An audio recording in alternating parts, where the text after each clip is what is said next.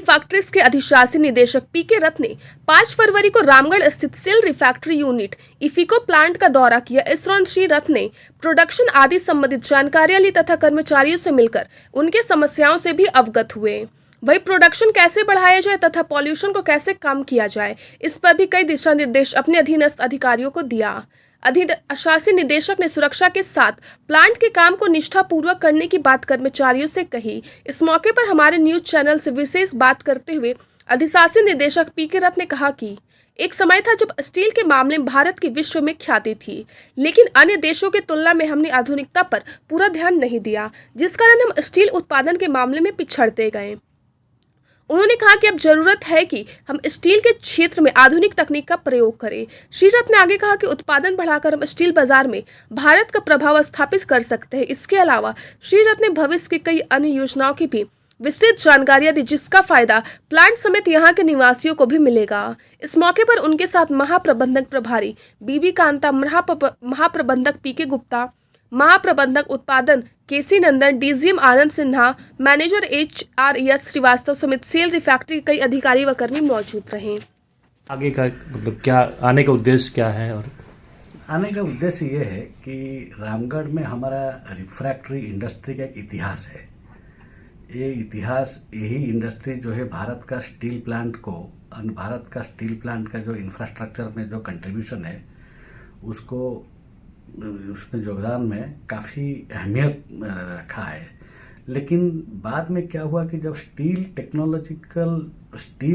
Processing का technology में development आया, तो सिमिलर डेवलपमेंट जब रिफ्रैक्ट्री में चेंजेस आया, रिफ्रैक्ट्री टेक्नोलॉजी में, और बहुत सारे private plant and Chinese plant इसको जो तुरंत अडॉप्ट करके वो लोग स्टील मार्केट में घुस गए एंड हम लोग उसको नहीं कर पाए।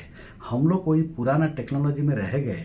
जो हमारा कंट्रीब्यूशन स्टील प्लांट में 80 to 90% था, वो आज 30 से 35% पर आ गया है।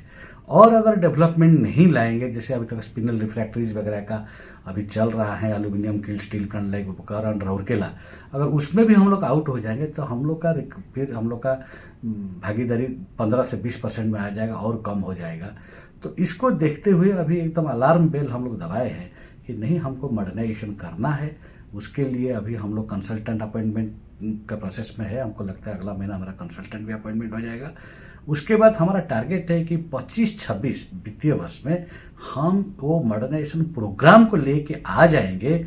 सो कम से कम हमारा इसी रामगढ़ में जो रिफ्रैक्ट्रीज हम नहीं बना पाते हैं, वो सारा रिफ्रैक्ट्री जहाँ बनेगा एंड 100% सप्लाई यहीं से होगा एंड एक it will become a refractory hub, जो डायरेक्टली इनडायरेक्टली एक तो जो एम्प्लॉयमेंट जनरेशन करेगा, at the same time SRU का प्रेस्टीज एंड SRU का अहमियत सेल में काफ़ी ऊपर लेकर आएगा। यही हम लोग का मकसद है एंड इसी मकसद से हम लोग जा रहे हैं।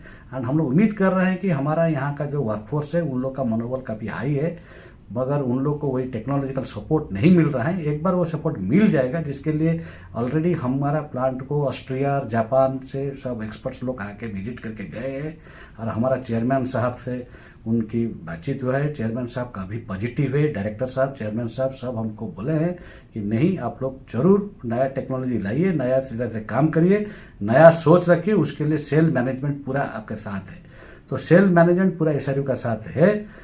तो इसलिए अभी SRU का एक ही मकसद है कि इसको आगे ले जाना है। इसके लिए सभी लोग काम कर रहे हैं।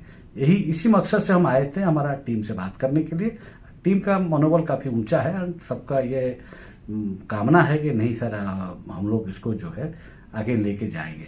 इसका फायदा झारखंड को क्या मिले, झारखंड वासियों को या यहाँ के मजदूरों को क्या इसका फायदा? देखिए, रामगढ़ तो झारखंड में ही है। यहाँ पे जब बनेगा, यहाँ पे जब ट्रांसपोर्टेशन बढ़ेगा, रिफ्रैक्ट्री रॉ मटेरियल का आने का इनकमिंग बढ़ेगा, आउटगोइंग बढ़ेगा, काम बढ़ेगा, तो नेचुरली 400 से 500 आदमी का तो एम्प्लॉयमेंट डायरेक्टली और इनडायरेक्टली ये बढ़ेगा।